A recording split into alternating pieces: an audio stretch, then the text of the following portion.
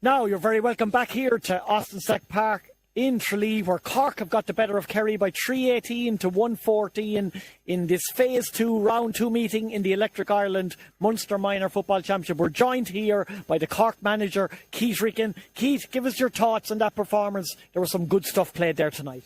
Yeah, it was an enjoyable match. I love watching minor footballers play because they play with abandonment. And, I thought both teams on that today. We just were kind of lucky to get a couple of good scores at the right time, and the lads played well and they applied themselves well. We got a couple of breaks there. I thought today, sometimes I would have thought there was a kind of 3-0 way, and we might have got them, and we were kind of lucky a couple of times in that, because I thought we overplayed it a few times. But overall, I was happy enough with it. It was third quarter there, maybe we kind of dropped, so that's to be expected when you're kind of doing well. But they finished well again and got a few scores. So it was lovely for them. It was lovely to come out to Tralee and take a victory for the young lads and their parents. And, we used another 3 or 4 young fellas today as well. So that was great as well. To build a lead by half-time, 110 to 4 points, you were in a great position. It really was a dominant first half, which set the tone for what was to follow. Yeah, we had a good first half. I thought we did anyway. I thought we were really moving off the shoulder. And, we were buzzing looking for the ball. I think that's the key to it with young lads. They want the ball as opposed to hope the ball doesn't come near me kind of thing. And they love being on the ball, and all of them. And the lads know who were subs today and they came on, they were the same looking for it.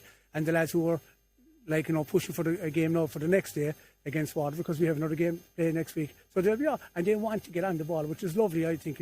They love being a part of this kind of stuff. And it was nice to see that reflected on the first half scoreboard, because there was a bit of a breeze there. It was hard to score into that, but we made it look effortlessly at times, which was lovely to see it. And then we were kind of like all young fellas, like sheep in a heap there. A couple of times we were all over the place, but overall I was happy with it.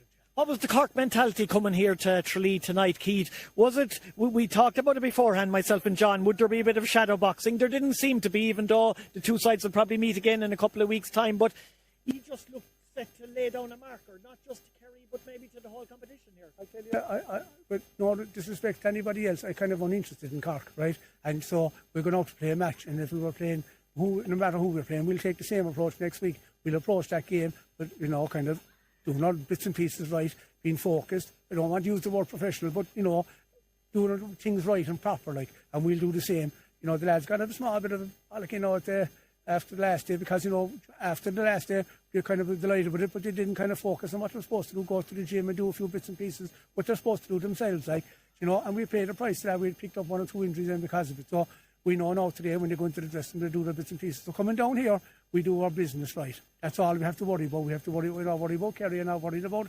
anybody else. I just worry about Cork. The other thing is, where we play, it doesn't matter. We have to make that our home, Just know it's like an underage Cork team or an underage any team have a home. They don't really, they're playing in pitches morning, noon and night in different pitches. So when we go down to a pitch, we have to try to make it our own. So that's what we were coming down to, just go and bring down our own game, worry about our own stuff. We don't mention Kerry, we don't mention Clare last week, we don't mention Waterford really next week. We just focus on what we have to do. We're aware they're all good players and we're kind of watching that. But you never know on a day, some other fella pulls up. So, and the shadow boxing crack, I was never into that. I was never into shadow boxing. I probably would have been good at shadow boxing because I would have won a few games in it. But apart from that, I would have won no fights. So, the point about it is, for young lads, they want to play football.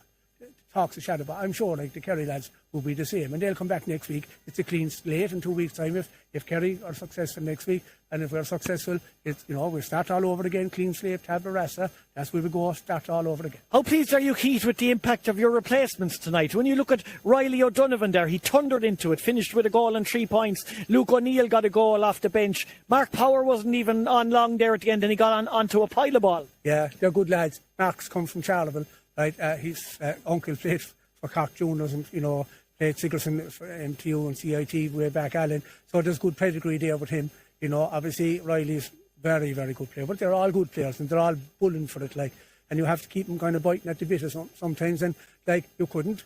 It was very hard to replace people last week after they kicked up some great scores. But today now, Jacob worked very hard in the first half. Tired a bit there, whatever, probably 2 weeks in a row. So we'll take him off and then bring on Riley. It's great. We have good panel and we have good subs. And we have lads tonight who weren't talked out. They'll make a fierce impact yet.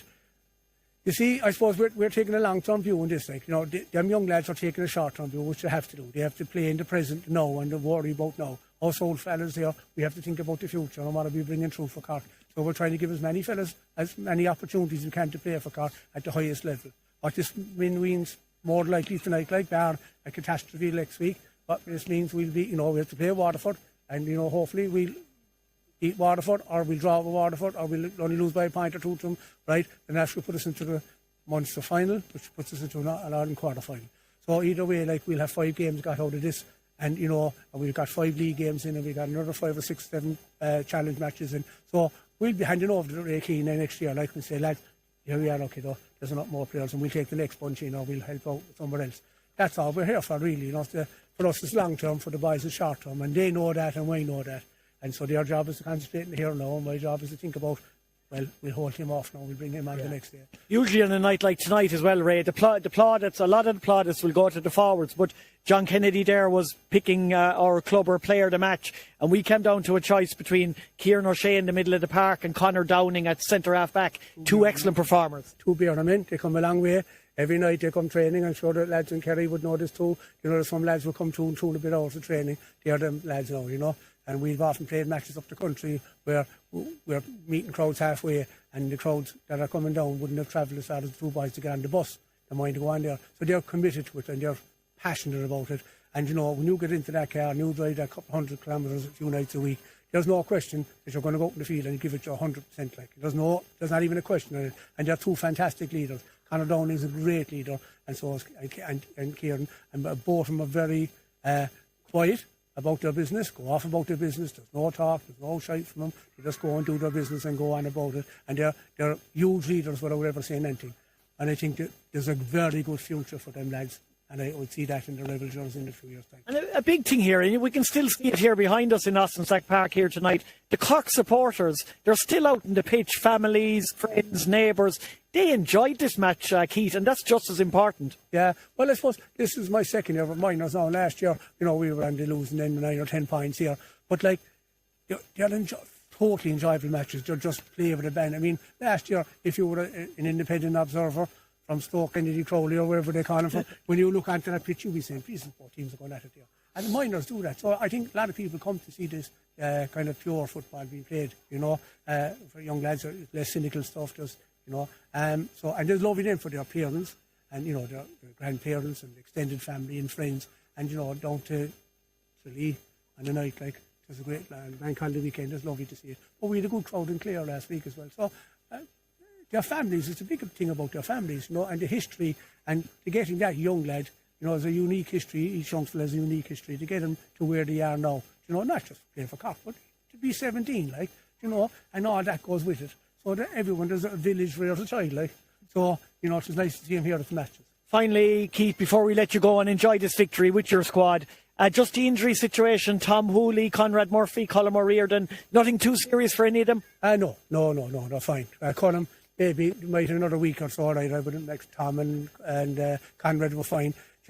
We were always going to be shifting fellas around, so there's a lot more made out of their injuries than there probably were, We would have probably might have started Conrad, but he was just tweaking it last night. I mean, they said, look, we have opportunities, we were going to play other fellas anyway, so we're going to do that. Colm is a 100-metre sprinter as well with his school, and that's where he picked up his injury, and this is where you want him doing it, like you want young fellas this time of their life, 17, So he'll probably be another week or two, and Billy Looney is one of our goalies as well. He broke his finger, he's nearly back. And we have another guy here, Aaron Sullivan, who's he kind of thereabouts in the full back line. He broke his ankle about 3 months ago. He's back training now, so these fellas will come onto it as well, and they're all good footballers as well. So there'll be competition for places. The hardest place to be is day versus B on a Thursday night. That's where it should be, really. Yeah. Cork 318, Kerry 114. We thank Kieth Ricken, the Cork manager.